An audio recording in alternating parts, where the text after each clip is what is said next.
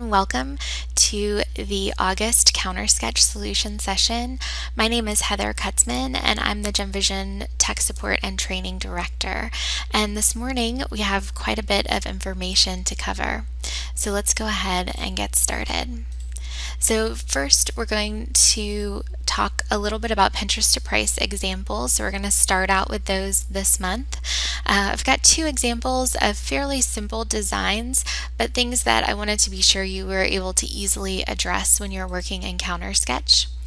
I also wanted to talk a little bit more about the updated order screen in CounterSketch and the addition of the lab-grown diamonds and kind of how all of that works together in the order screen, as well as indicate kind of on that screen where we have listed the information about the lab-grown diamond, because I do think that that is an important part of all of this. We want to make sure that the consumer is very clear about what they're purchasing.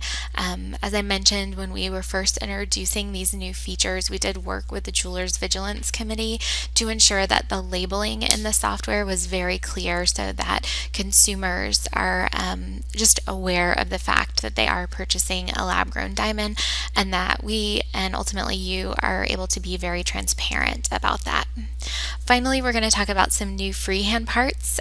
We've been having requests to add the halos for French set stones for quite some time now, and we do have those parts now in the library. So I just want to spend a little bit of time going over some of those new freehand parts so that you're aware that they are there, and also so that you can kind of start working with those and using them when you're working in freehand. So let's go ahead and get started. We're gonna, like I said, kick things off this morning with Pinterest to price. And this very first example is, I think, one that's fairly simple, maybe. The design is not that complex, but oftentimes customers are looking for different variations on this theme of a twisted band. And we have quite a few bands in CounterSketch that do have this twist pattern to them, but I just wanted to make sure that you kind of know where they live, you're aware of the different options and the capabilities of these bands, so that when these requests start to come in, you're able to satisfy your customer kind of quickly and easily using existing models that are already in the library. So we're gonna, in this example, kind of look at all the options that we have for twisted bands. We're gonna start out with a library model that is already in the library that does a lot of these things, and then we'll move on to some freehand examples. So those I think will be interesting as well. So let's go ahead and kick things off. We're going to hop over into CounterSketch. And as I mentioned, there is a band within our anniversary bands that has this twisted pattern. So I'm just going to left click on my anniversary band option.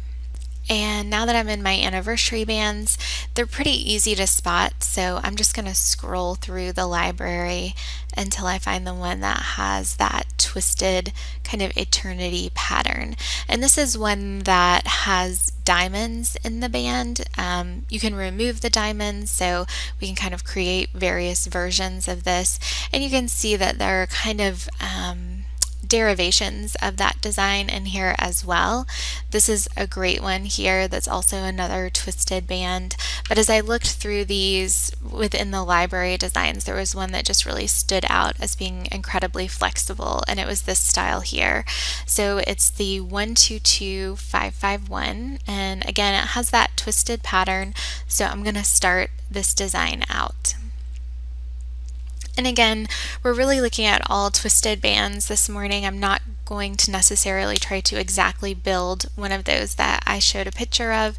We're just kind of looking at how to satisfy these twisted band requests. So you can see on the screen that we've got our design out there. Obviously this is an eternity, and so we can always typically change the size to make it different. The next thing that we have, which I think is really helpful, is the ability to turn off all of the gems if we want to do that. So you can choose this gems off option and all of those gems will go away.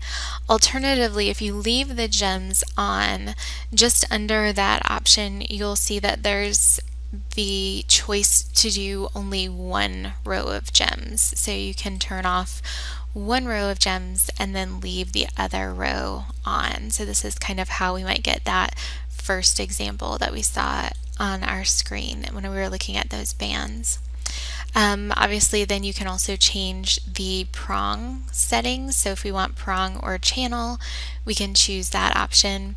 And then this third option is really kind of an outlier. It changes the overall look of the ring quite a bit, and that's to add bezel set gems in each of these openings. So this, again, kind of drastically changes the overall look of the ring. But those are just a couple of the changes that you can make using this band. I'm going to walk through a couple more of these just so you can see what's available. So for example, if I look here at my shank options and I look at my gems off, I do have the option to choose quite a few unique patterns to add to that band that doesn't have gems. So we can change the look of that band pretty significantly by just changing the profile shape. So really easily kind of update the look. We can also change the shank profile width, which in turn is going to impact the size of these diamonds that are in those bands. So keep that in mind. These do change kind of at the same time. They're not independently controlled. The next thing we can do is change the braid width. So if we come in here and left click and drag this, I'm going to go kind of drastic just so we can see the difference. It makes the entire band wider, so we're just increasing the overall width of that band. And again, if we remove those gems that are in the center of that opening, then we can really kind of see the impact that that has. And then this is the design count. So if we look at kind of the number of times that these pieces overlap, or another way to think of it is the number of openings that we have in this pattern, then we can adjust this. So right now we're at 8. I'm going to left click and drag this all the way down to 4, and then our band looks very different. So again, this is all kind of designs that we're making with the exact same piece, and so just keep that in mind as you're working through these. And then the final piece is just the overall shape of those accent gems. So if we wanted to change from a round gem to a square gem, we can do that pretty easily as well. So just keep in mind those are, like I said, a couple of different things that we can change about the overall look of this particular band. There's, quite a lot going on and happening in this ring, and so just wanted to present this as an option when you are looking to create some of those twisted bands. I'm going to save what I've done here with this one just in case we want to come back to it later. And then I'm going to create a new design.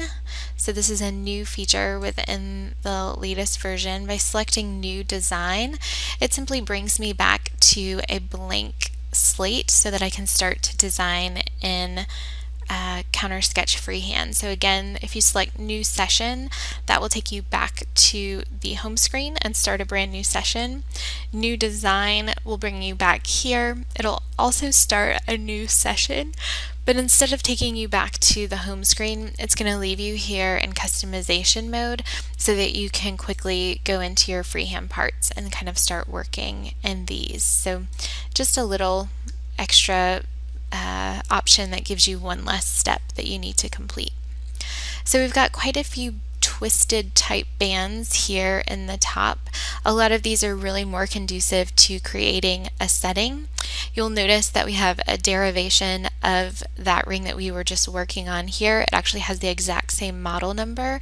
So if you're looking to create it from a freehand part, you can do it from the freehand part or the library. Either one will work.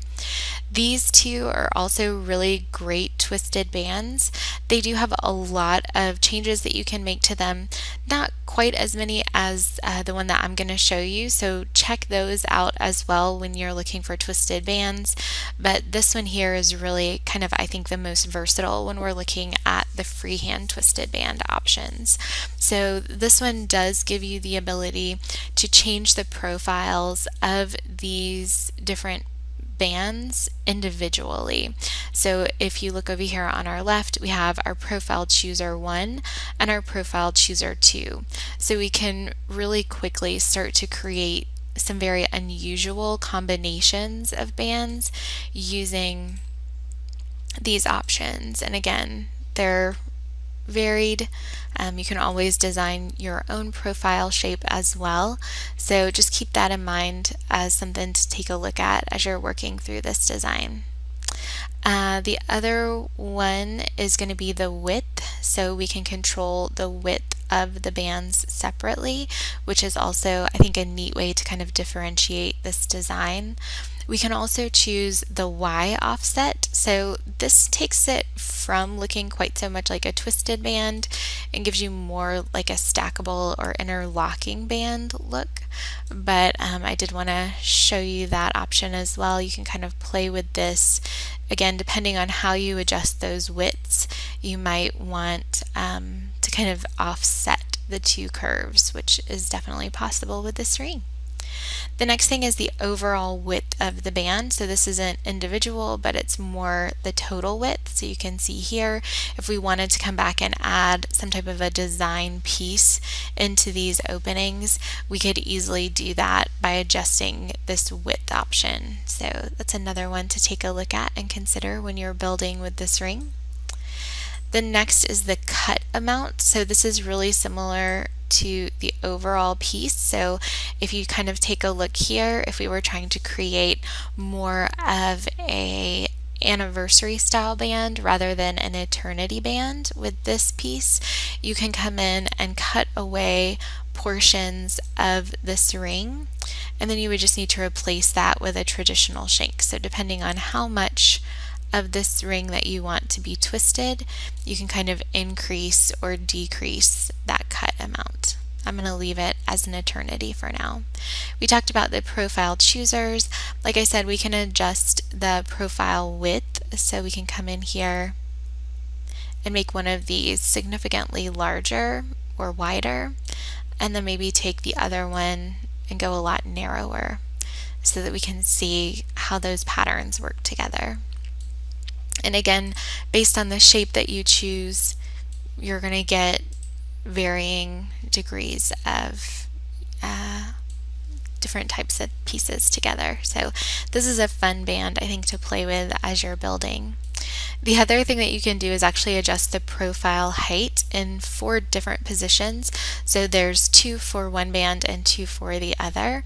If we come in here to our profile height and maybe make it a lot taller, you can kind of see that we have like now these peaks in the center of our bands. So it's kind of right there where they overlap to give it more of that kind of woven feel where it's truly kind of laying on top of the other, and so we're experiencing a height difference in the 2 bands. The next is changing the height here. So as it flows and continues to go into the other one, we're increasing the height at a second point. And then we'll go through these other ones.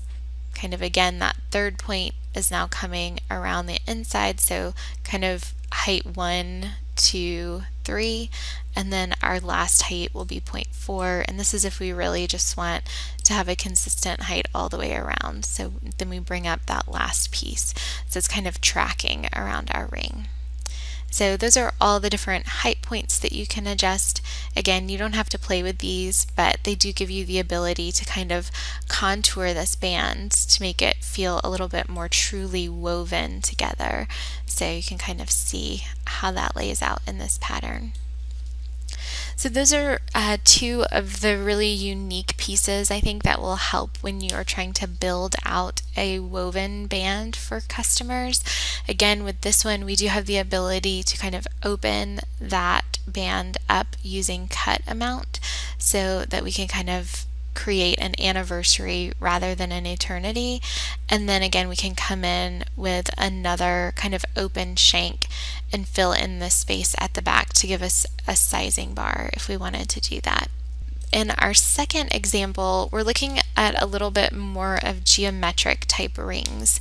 I'm seeing this trend of negative space, especially in fashion pieces, is becoming much, much more common.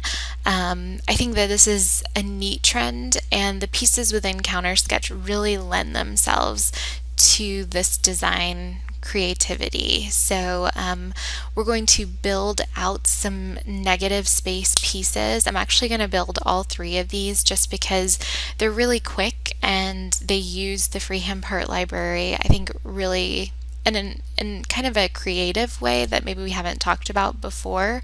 And so I want to kind of jump into these and show you the pieces. So again, they're all a little bit different, but they all have this idea of kind of a negative space in the piece.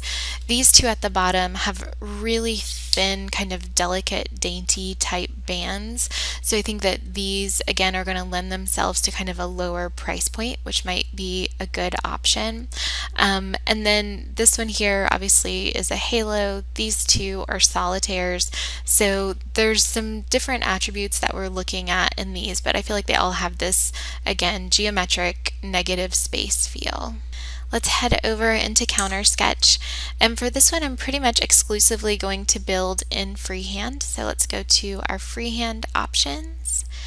And I'm going to look under shanks. And this one's kind of unusual. I was looking for something else when I stumbled across this ring, so I wanted to share it with you guys.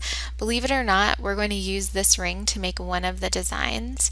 Right now it has this crisscross in the center, and when we open it up, what we're going to do is actually remove that crisscross. And I think this is an older freehand part that we've had for quite a while, and so it's got some kind of unusual titles that we're not used to seeing, but it does have some really unique visibility or kind of unique options, so I wanted to show you these.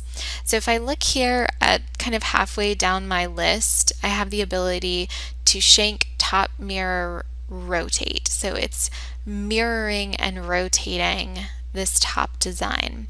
If I left click on this option to take that away, it opens up that space, and now I have something very similar to that second example on my Pinterest to price options.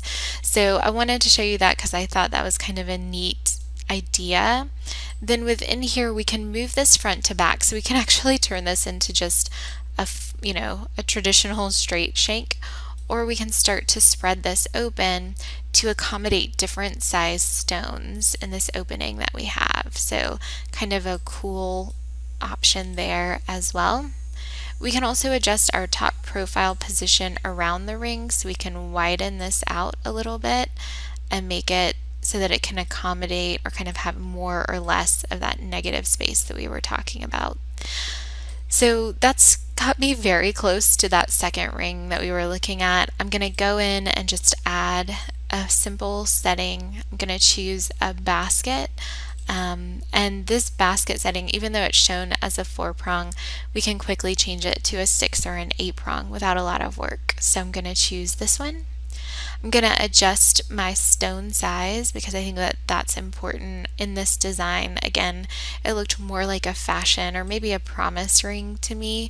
So that center stone is going to be significantly smaller, maybe like a 16 point, maybe even 10. And I'm also going to update it to be maybe an 8-prong or 6-prong option here. And then we just place it. So left click and drag this up into that opening. And again, in our picture, this stone kind of rests over here to the side. So we're going to place it, and then we're going to use our handles to kind of rotate it into position so that it's following this piece. And I think that we could tighten this ring so that it's closer to that setting. So I'm going to left click on my ring to get back to that piece, and then where it says move front to back, I'm just going to adjust that slider a little bit at a time until it comes in and kind of nicely hugs that setting that we have there. And it feels to me like it might be cutting into my ring rail a little, so I'm going to look at this through my perspective my through finger view, and we'll just drag this up so that it sits there. And again, we can play with this a little bit if we want to. I know my placement there is right, but I might be able to make the overall height of this setting smaller. So to get a better view of this, I can left click on the ring itself and then left click on this hamburger menu and choose this option that looks like an eyeball where it says show hide part. So I'm going to hide it. And then I can start to work with my setting. So I know that's where I want my setting to be, but I want to check it out and see if I can make this setting a little bit shorter. So I'm going to start out by removing that upper gallery rail. So I'm just going to find gallery rail, upper gallery rail setting, and I'm going to turn it off because I don't need it. I have my ring to kind of help protect the integrity of this setting. I'm also going to lower the overall height of this stone or this setting just a little bit. I don't obviously want to create problems where my culet is cutting through the base of my setting, but I do want to lower it so that it's not sticking out of the top of my ring quite so much. So we're just going to lower it. We don't want to take it so low that the culet of that diamond starts to stick through the back of our setting. We just want to take it down a little bit so that it's a little bit shorter. Now that I've made those adjustments to my setting, I can come back into my ring. So I'm going to left click on my ring and then choose that option to hide show the part, and that'll bring it back out. And then again, because we're in through finger, I can kind of drag this down until we get a lower height on that stone, and that feels more comfortable to me, that looks more comfortable. So this is probably where we want to be with our overall height of this piece. So this is how I would go about creating that design, kind of using our freehand parts library kind of in a more creative way. Again, this ring, when we saw it and brought it out, did not look anything like what we were looking for, so I thought it would be fun to point this one out as an option for future designs.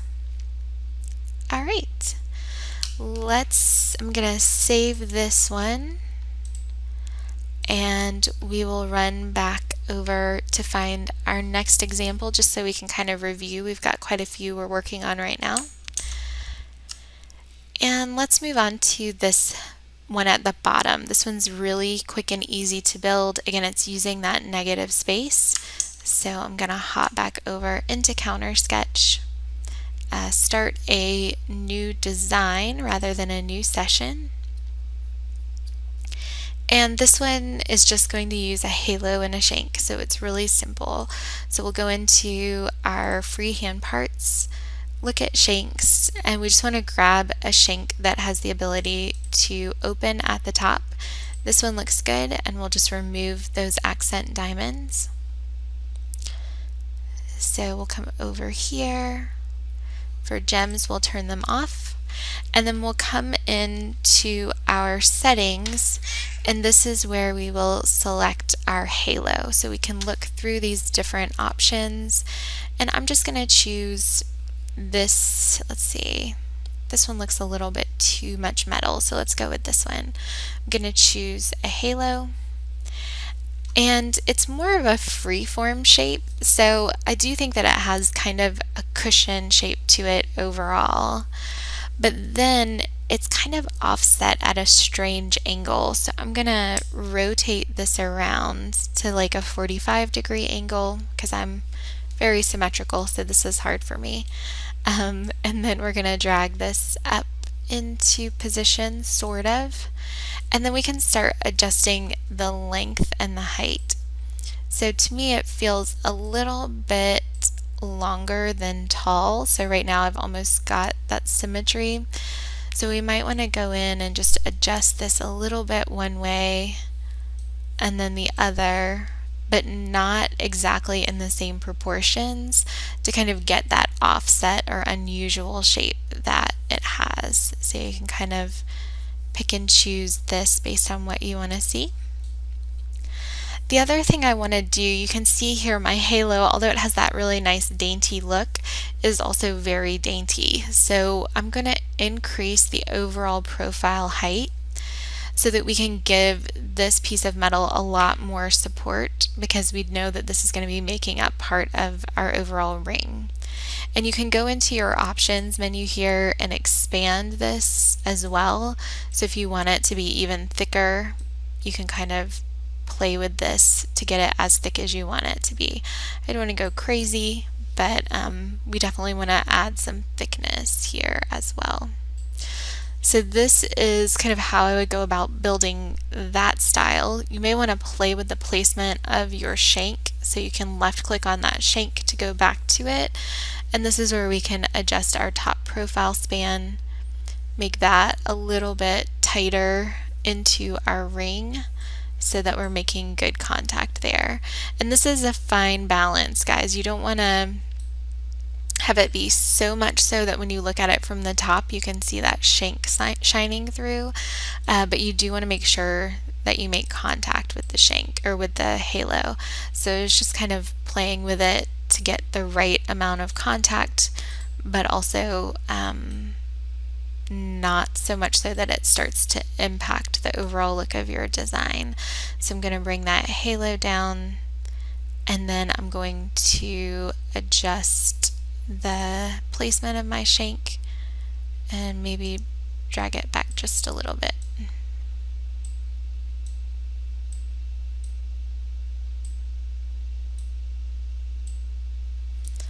And that looks pretty good. One thing that you will notice about this design, and this is something again that you can address with CAD/CAM services, is that I'm not able to contour a halo. So typically if this was just a piece of metal, we would come in here and we would want to bend this overall halo to match the curvature of our ring rail. Because this is a halo, we don't have the ability to bend it, so it will impact our overall finger size if we leave it the way it is. So when you submit this to CAD/CAM services, that would just be my recommendation, is that you ask them to contour the ring so that it's following the finger. So you can see here when we put it on a finger, it's cutting into the finger. It doesn't look very comfortable at all. So be sure that when you send this in, you do ask that they just contour this halo so that it follows the ring rail, and we're going to have a more comfortable fit for the customer. But for visibility, so that the customer can see, I think that this is a pretty good presentation of that design. Alright, this last one is very straightforward as well. So I'm going to left click on New Design. And once we're in this new design, I'm going to go into my freehand parts library, left click on Shanks. And once I'm in Shanks, I just want to select a shank, again, that's going to have that ability to open up at the top. And if I want, I can use the exact same one. I don't have to. But this one's pretty easy to work with, so I'm going to grab it.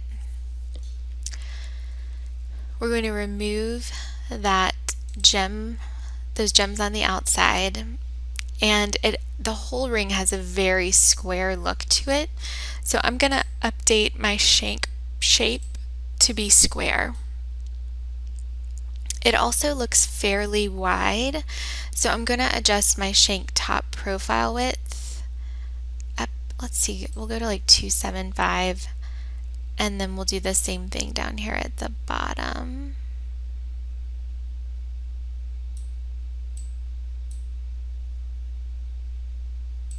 There we go.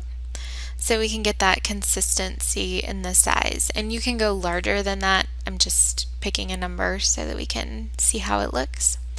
The next thing we're going to do is add our setting. So we're going to go into settings, and I know that I need to set a straight baguette essentially. So I'm going to look for baguette settings only, and I'm just going to choose this 4-prong baguette setting. So something really user-friendly, super simple to work with. And once we have that out on the screen, I'm going to do some changes to it, and I'm going to be really strategic about what I choose. So I'm going to show you guys the options. So I'm going to left click here on the straight baguette, and that will update my ring to be the right shape.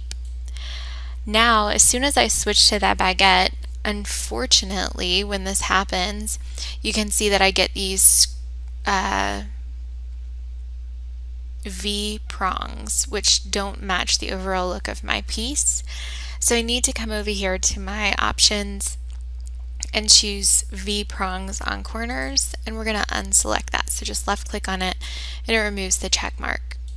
Now I know that my stone is going to be running lengthwise across the top of my ring, and right now you can kind of see that it's contouring to my ring more vertically rather than horizontally. If I come in at this point and use my rotation arrows to rotate this to 90 degrees, then I'm not going to have that nice contour to my setting that I want. So let's go back and undo that because we don't want that to happen. So instead of using my rotate on my screen, which will get me kind of essentially what I want, I'm going to use the rotation option over here on the left side for my setting, and I'm going to rotate that 90 degrees. And when I use the rotation option in my design stack, then I get the contour of my setting around my finger rail so that I have that nice smooth continuous look that I want. So just again, kind of a small difference. You're still rotating the ring one way or the other, but you just want to make sure that you're able to get that done. So we can again go in, choose which way you're using rotate so that you get the stone to look correct on your piece. Now that we have that stone in place, I can come back to my shank and I can start to adjust that top profile span and bring it closer to my setting. If it's easier for you, I will sometimes look at this in a through finger view so that I can kind of see exactly where they're starting to come together and only adjust that far. Another thing that I'm noticing is that my ring is, or my stone is actually inside my ring rail, so I'm going to pull that up a little bit. And again, we'll go back to our shank and just adjust that span a little bit more so that everything starts to make contact. Now that we've got our placement right, what's interesting and what I really like about this design is that the center stone is kind of offset, so it just comes and stops where that band stops, and then we have that square that kind of lays on the outside. So again, I'll look at this at a top-down view to line up that edge of my stone with the edge of my band.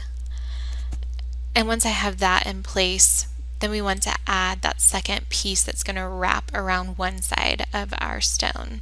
So we'll left click on our wire, rope, and knot. Within wire, rope, and knot, we have this really nice, it's like just a piece of wire, but because it's a half a piece of wire, it does exactly what we want it to do in this design. So it comes out and it is a half moon or half circle, however you want to think about it. And I'm going to just switch this to be square. So now we have that shape that we want to go around our part. The next thing we want to do is adjust the profile of it to make it more square, because again, everything in our design has this really hard edge to it. And then I'm going to left click and just drag this up towards the top of our piece. And we'll have to use our arrows to adjust it to kind of fit around that center stone. But it does the work pretty quickly and easily for us, so there's not a whole lot here for us to do. Again, this is kind of ideally how you want it to come together. If for some reason you're using a different size stone, you can always adjust the inside width and the inside length to kind of get that to be correct. I am going to adjust the length just a little bit because I don't like that this metal is hanging over past my band, so I'm going to make that a little bit smaller, again, because this is so geometric, if you want to look at it in a top-down view just to make sure that you got all your angles right, I would recommend that as something that you could do. And you want to make sure you don't get too much of a gap here. So I'm going to bring this closer in. When I do that, then everything's not lining up the way I want, so I need to make my length a little bit shorter. You can left click on this line kind of in the direction that you want to go, and it's going to go incrementally smaller with each click. And I like doing that as well because it gives me a lot more fine-tuned control. So again, I'm just going to left click on that line, and it starts to give me what we're looking for. Alright, so that is looking pretty nice. I'm not crazy about the width, so after I did all of that, I wish that this piece of metal were wider to kind of mimic the width of my band. So all I need to do is come in here to profile width, left click, and drag this profile width to the right. I'm gonna go, let's see, maybe 2.5. That looks pretty good. And if we want to get exact on this, we can. So we can come in here to our measuring tool, left click on measure, click on one side of our band, and it looks like it's about 2.62. And then we can do the same thing here, left click on the inside edge and drag it out to the exterior edge. And this is only about 2.4, so we might want to make it wider. So come in here,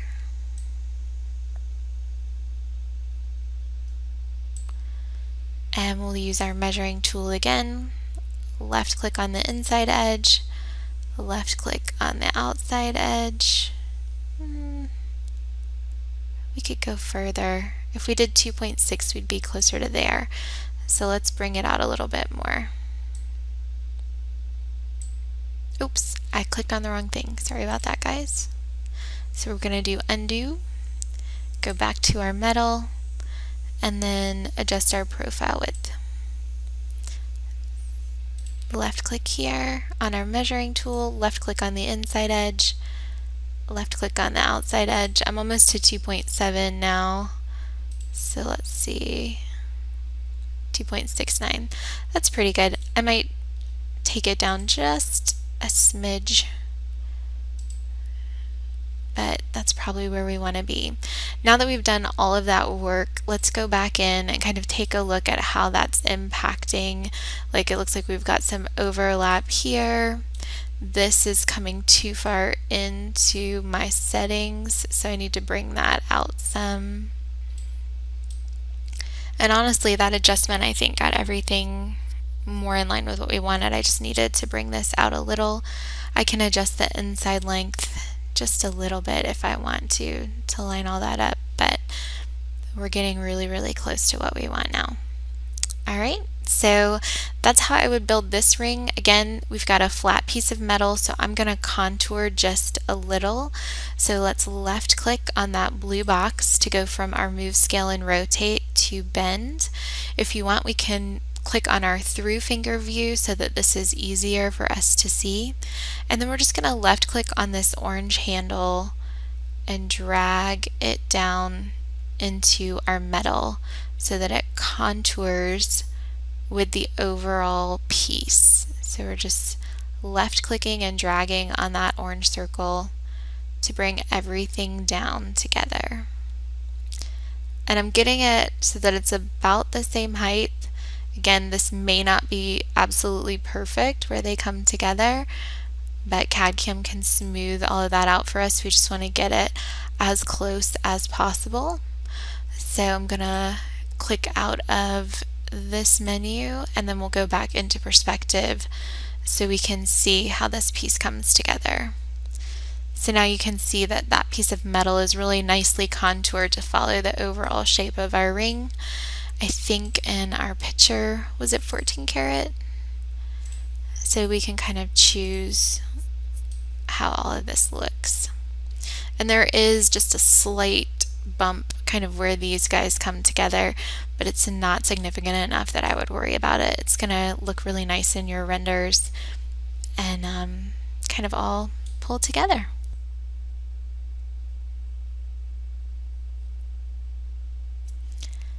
Alright guys, let's hop back over into our PowerPoint and take a look at some of the lab-grown diamond information. So you can see here we do have a lab-grown shopper within CounterSketch now, and you can order lab-grown melee even, so it doesn't have to be only large diamonds, it can be melee diamonds as well. Let's kind of look at some of our examples from today. This is kind of an unusual shape, so I don't think that we're going to find that necessarily in our lab-grown inventory. But let's look at some of the other pieces that we've worked with today. Oh, that was August 2019. It's an old one. Let's go to August 2020. Maybe this halo here would be a good one to take a look at. So I'm going to open up this design and I'll show you how we can order these stones as lab-grown diamonds rather than natural diamonds. So we'll just left click on order at the top of our screen. And once it opens, you'll see here that we've got the model, the finger size, the finish level. Finished and set is what I'm going to choose. And right now I have it selected as platinum. Here when we get to our diamond options, you can left click here, and down at the bottom there's this lab grown VS F plus color or lab grown SI1 SI2 GH color. So once I select that option, it updates to show a lab grown diamond so that the customer again is aware that this has been selected as a lab grown option, and it highlights those stones on the screen in blue whenever I'm hovered over this. So all the way from order to manufacturing, you're going to see this lab-grown indicator on your invoicing so that you're able to track these diamonds and keep up with what was ordered for the piece. Same thing works in a very similar way. So if we go back to our home screen and maybe we're working with a customer on a lab-grown engagement ring, we can left click here on lab-grown diamonds, and this will take us to the lab-grown diamond shopper on stellar.com. So exactly the same experience that you traditionally would have when you're shopping in stellar.com. Maybe we're looking for something that's about a carat, so I'll adjust my size. And I'm going to select maybe an oval lab-grown diamond, and now I can see what options we have available. I can select both of these to compare them. So I'm going to go into my compare menu.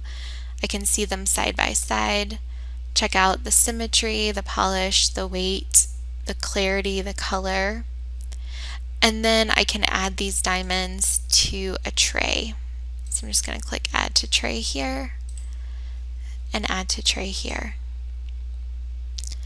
Once these are added to my tray, I can assign a stone that I would like to search with. So I'm just going to left click on search, and now it's going to limit my search results within my ring design library to only show those designs that will accommodate an oval center stone, and it shows me that diamond over here on the left as my material.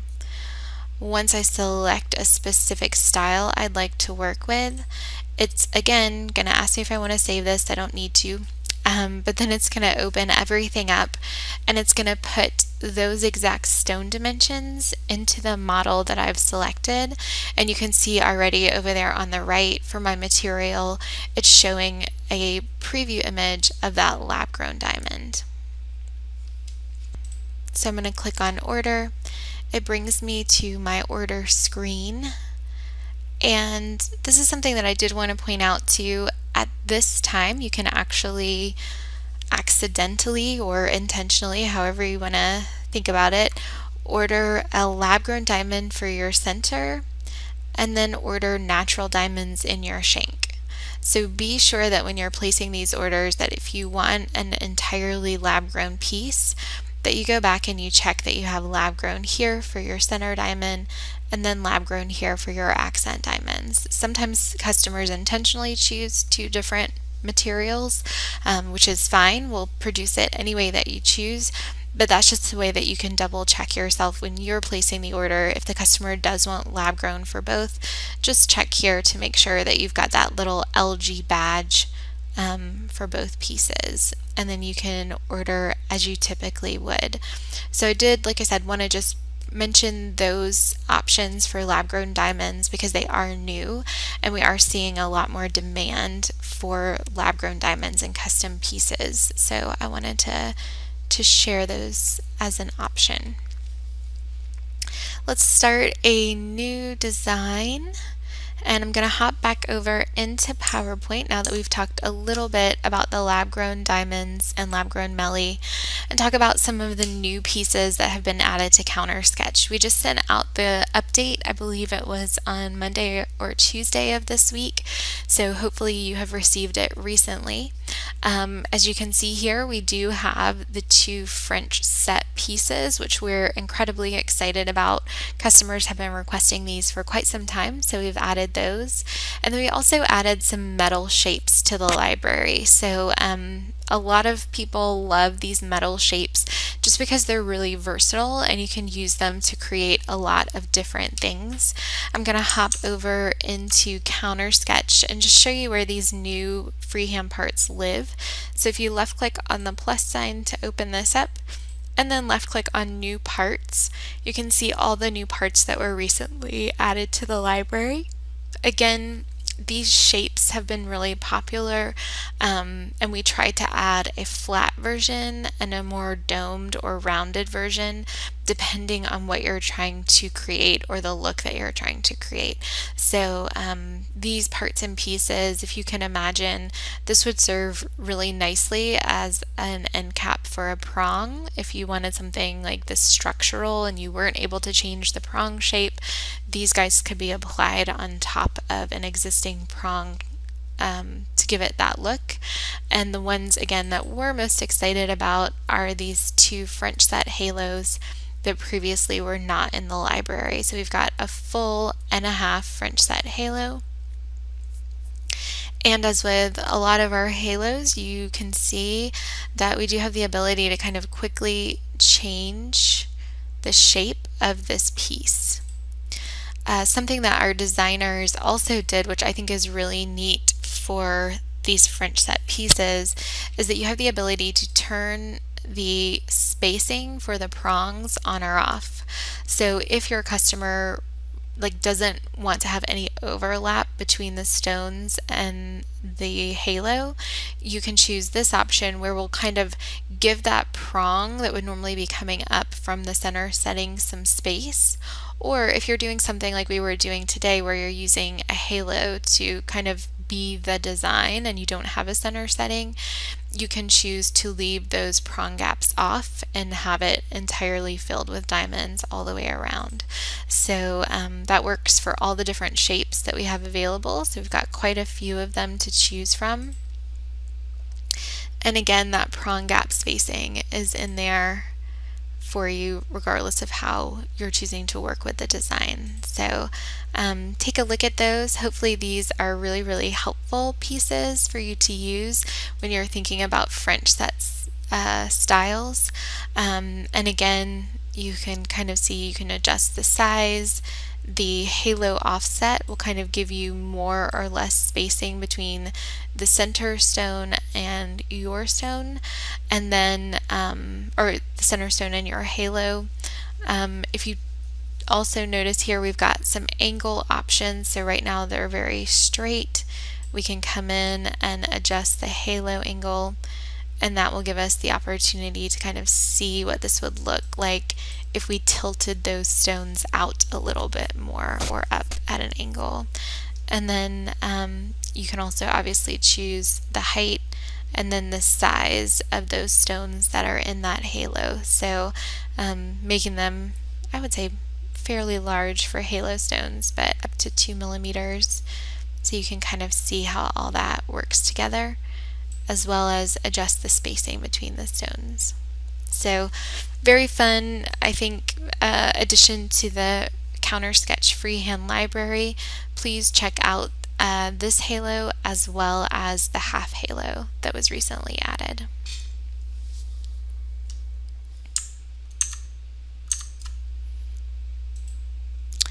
As we're closing out, just as a quick reminder, please do join us on social media. We're always announcing things that are coming out. We also have some really helpful videos that we share on our social media page, so you can join us wherever you are kind of most active. Some people like Facebook, some people like Instagram, others are more Twitter folks, so you can follow us at any of those different social media options. And we're always going to be Gem Vision Corp, and there you'll get information not only on CounterSketch but also on Matrix Gold. Finally, if you would like to watch a recording of this webinar, you can go to stellar.com/webinars and just click on the Watch Now option next to the August solution session with CounterSketch. And again, we should probably have that posted early next week sometime so that you can view it. We do have a September solution session coming up on Thursday, September 10th at 9 a.m. Central. On that webinar, we're going to talk a little bit about our quick estimate tools. They did get a facelift in the most recent CounterSketch update, so we're going to walk through those and the options and how you can use that quick estimate tool to help you close a sale. We're also going to talk a little bit about some Pinterested price examples, as well as some new library designs that have been added since this webinar. So we'll have some more designs coming out between now and then. To sign up, you just go to stellar.com/webinars, which is the same place where you go to view the recording of today's webinar. If you have questions, as you know, they come along during your day while you're using CounterSketch, don't hesitate to reach out to us at countersketch@gemvision.com, and we'll be happy to answer any questions that you may have. So again, for those of you who need to get going, we are right at the top of the hour. So thank you so much for your time this morning. I look forward to seeing you on a future webinar.